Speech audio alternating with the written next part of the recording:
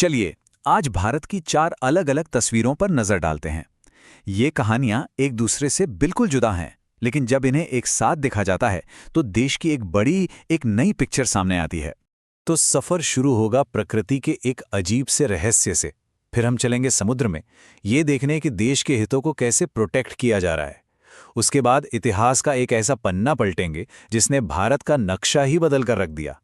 और आखिर में भविष्य की तरफ देखेंगे, एक ऐसी टेक्नोलॉजी जो पूरी दुनिया बदलने का दम रखती है। तो चलिए शुरू करते हैं। तो सबसे पहली कहानी ये आ रही है सीधे केरल के घने जंगलों से। यहां ना हाल ही में कुछ ऐसा मिला है जो सबको हैरान कर रहा है।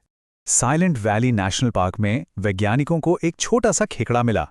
नाम है इसका वेला कार्नी। लेकिन ये कोई आम खेकड़ा नहीं था, बिल्कुल नहीं।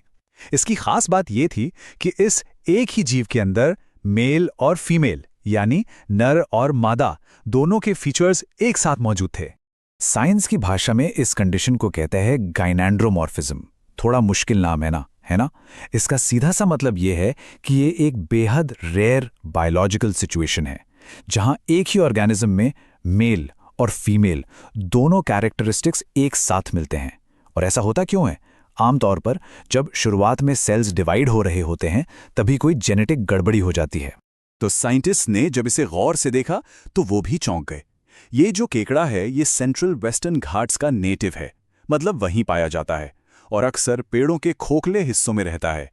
जब इसकी जांच की गई तो पता चला कि इसके शरीर के एक तरफ मेल रिप्रोडक्टिव पार्ट्स थे और दूसरी तरफ फीमेल फीचर्स जैसे कि गोनोपोर। एक ही केकड़े में दोनों। तो सवाल उठता है कि आखिर ये डिस्कवरी इतनी जरूरी क्यों है? सबसे पहली बात तो ये है कि मीठे पानी के केकड़ों की इस फैमिली में ये अपनी तरह का पहला रिपोर्टेड केस है। पहला। इससे साइंटिस्ट को ये समझने में मदद मिलेगी कि जानवरों में जेंडर यानी सेक्स डिफरेंशिएशन आखिर होता कैसे है। और हाँ, ये खोज वेस्टर्न घाट्स की अनमोल बायोडायवर्सिटी की तरफ भी इशारा करती है और बताती है कि इन इलाकों को बचाना कितना जरूरी है। चलिए, अब प्रकृति की इस अनोखी दुनिया से निकलते हैं और चलते हैं इंटरनेशनल मैरीटाइम सिक्योरिटी के हाई स्टेक्स माहौल में। यहां मामला थोड़ा अलग है।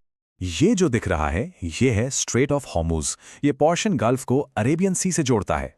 इसे दुनिया के एनर्जी ट्रेड की एक तरह से लाइफलाइन या मेन आर्टरी कह सकते हैं। क्यों? क्योंकि दुनिया भर के तेल और गैस का एक बहुत बड़ा हिस्सा यहीं से गुजरता है। तो इतने जरूरी और साफ कहें तो काफी अस्थिर या वॉलेटाइल रीजन में अपने जहाजों की सुरक्षा के लिए इंडियन नेवी ने एक मिशन चला रखा है। इसका नाम है ऑपरेशन संकल्प। और ये मिशन कितना जरूरी है, इसका अंदाजा इन नंबर से लगाया जा सकता है। देखिए, हाल ही में जग लाड़की नाम के एक वेसल को एस्कॉर्ट किया गया। इसमें 80,000 टन से ज्यादा क्रूड ऑयल था। 80,000 टन। इसी तरह शिवालिक और नंदा देवी जैसे जहाजों को भी प्रोटेक्ट किया गया, जिनमें मिलाकर 40,000 टन एलपीजी थी।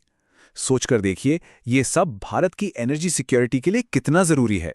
ये तस्वीरें सिचुएशन को बिल्कुल साफ कर देती हैं। एक तरफ इंडियन नेवी का जहाज है जो प्रोटेक्टिव एस्कॉर्ट दे रहा है, और दूसरी तरफ मैप पर वो हाई रिस्क एरियाज हैं जहां हाल ही में कार्गो शिप्स पर अटैक्स रिपोर्ट हुए हैं। इससे साफ पता चलता है कि इस रीजन में नेवल प्रेजेंस की अहमियत क्या है।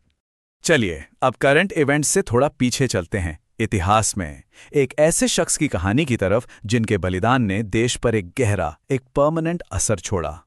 ये जो विशाल प्रतिमा है, ये अमरावती में स्थापित त्याग की प्रतिमा है। 58 फीट ऊंची ब्रॉन्ज की ये मूर्ति उस फ्रीडम फाइटर को समर्पित है जिनका नाम था पुट्टी श्री रामुलु। इनकी कहानी, जैसा कि नाम से ही साफ है, त्याग और दृढ़ निश्चय की कहानी है।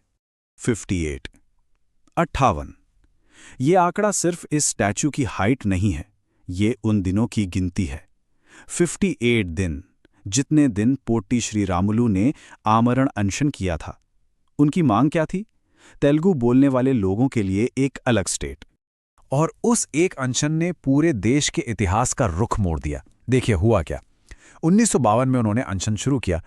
पूरे 58 दिनों के बाद 15 दिसंबर को उनका निधन हो गया और इसके बाद पूरे इलाके में बड़े पैमाने पर हिंसा और प्रोटेस्ट शुरू हो गए।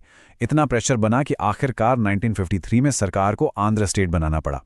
ये भाषा के आधार पर बनने वाला इंडिया का पहला स्टेट था और इसी एक घटना से 1956 के स्टेट्स रीऑर्गेनाइजेशन एक्ट की नींव पड़ी, जिसने कह सकते हैं कि पूरे भारत का नक्शा दोबारा तैयार किया। तो इतिहास से अब सीधे चलते हैं भविष्य में, फ्यूचर में, और समझने की कोशिश करते हैं भारत के एक बहुत ही एम्बिशियस टेक्नोलॉजिकल मिशन को। अच्छा, इस टेक्नोलॉजी को समझने के लिए ना पहले एक बेसिक कॉन्सेप्ट समझना जरूरी है, बिट और क्यूबिट का फर्क। हमारे जो नॉर्मल कंप्यूटर्स हैं वो बिट्स पर चलते हैं। एक बिट या तो 0 हो सकता है या 1, बस।